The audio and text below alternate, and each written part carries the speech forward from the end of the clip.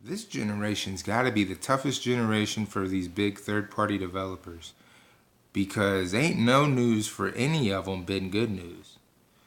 Capcom in the news for fucking up with Nintendo. I've been telling that story for a while now because I feel like they're overcharging their own fan base on Nintendo who bought their stuff on the 3DS. Because why the fuck was Monster Hunter Generations so high? I can have it on my 3DS right now for like 20 bucks. Same fucking game. It's just the graphics are a little bit better, yet it's priced as a full fucking, what, $50, $60 game? Why? Not only that, you split Mega. You act like Mega Man X collection takes up 900 gigs. I'm pretty sure all those games don't even take up 25. I'm almost certain. That's probably being way more generous than I should be.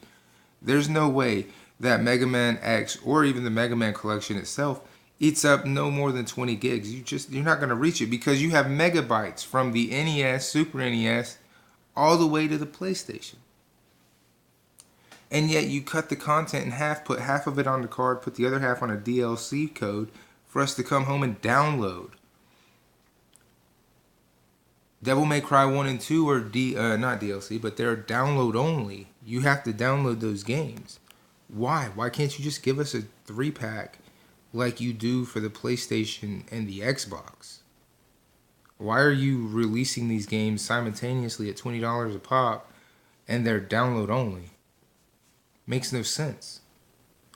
Capcom, you've been fucking up. Now Blizzard is fucking up in the worst of ways.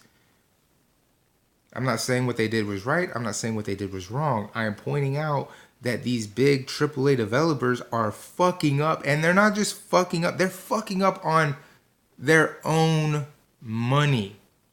On getting their bottom dollar to be the biggest it can be. These companies are making decisions that affect this. And they're acting as if, oh, these shouldn't affect our bottom dollar. Capcom with its stupid fuckery on the Switch, of course it's going to cost them their bottom dollar because they're overcharging their own customers. Blizzard, politically charged in a mainstream media, that's not a good outlook. Canceling their own events, not a good outlook.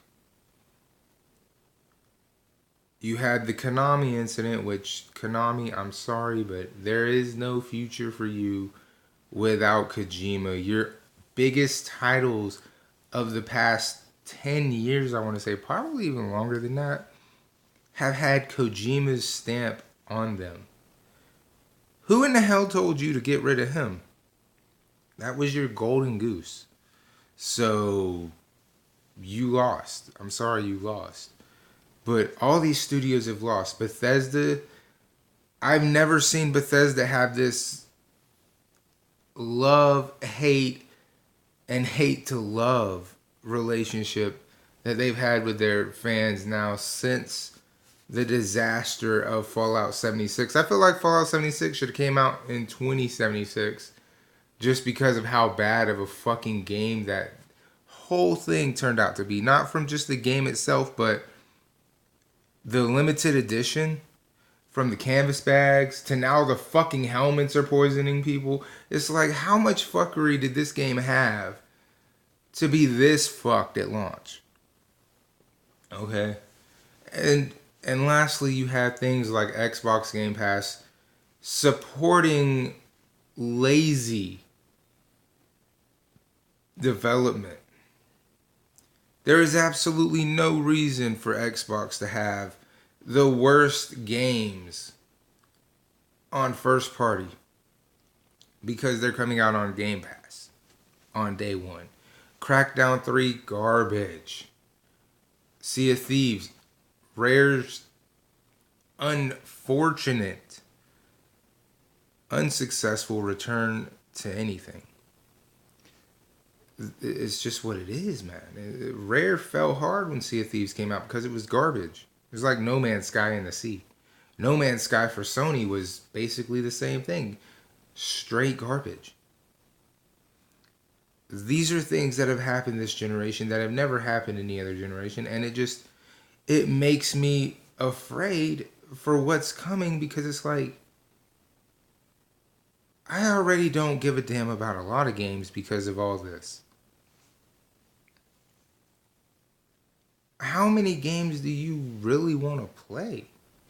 I mean, you're going to start picking developers who you're going to buy over developers you won't buy, because they're not going to, you know, they're not they're not releasing the quality of products you want. Then they're going to end up going belly up and wondering why.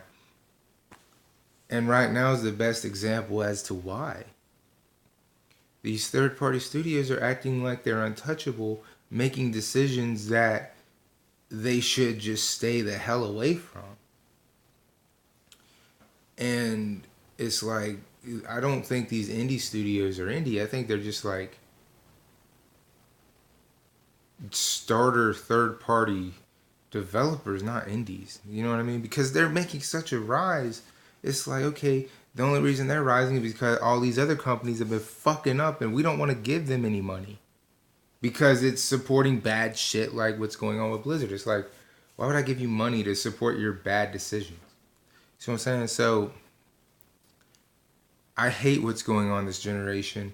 Even though this generation is kind of fun, I still hate what's going on with it, because there's a lot of bad going on within third party AAA developers on that side. Plus, just watching Microsoft first party games fall because of Game Pass, and then watching the foundation of Sony crumble because Square ripped away all of its exclusive game with Final Fantasy 7, 8, 9, 10, 10, 2, and 12. Um, and 13 wasn't exclusive. I mean, I know you're like, oh, but Final Fantasies weren't the only games. No, they weren't, but Crash Bandicoot is now on everything. Spyro is now on everything. Like, there's very little foundation left for Sony. It's not been something I've been wanting to watch, but we've had to watch. You dig what I'm saying? So, anyway, let me know what you guys think. What do you guys think? Do y'all think it's been fucked up this generation when it comes to these big AAA third party developers? Am I the only one who sees all the fucked up shit going on and am worried about what's going to happen with these companies? Because it's like they all have their own individual problems within the system of itself, but these third party studios are having a real rough time. I mean, everyone says Blizzard took a political stance before, but Blizzard took a political stance before and it wasn't on as big of a stage. This time the stance is on an even bigger stage, and we're seeing the repercussions of it. That's all I'm saying.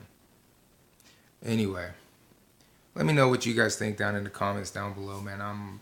I'm up to have a conversation about these studios that have been fucking up, because I was looking at my games for my Switch and I realized I had a lot more that were more quiet studios, that are more indie developed games, just because I don't have to deal with the bullshit of what's going on with the company now. You know what I mean?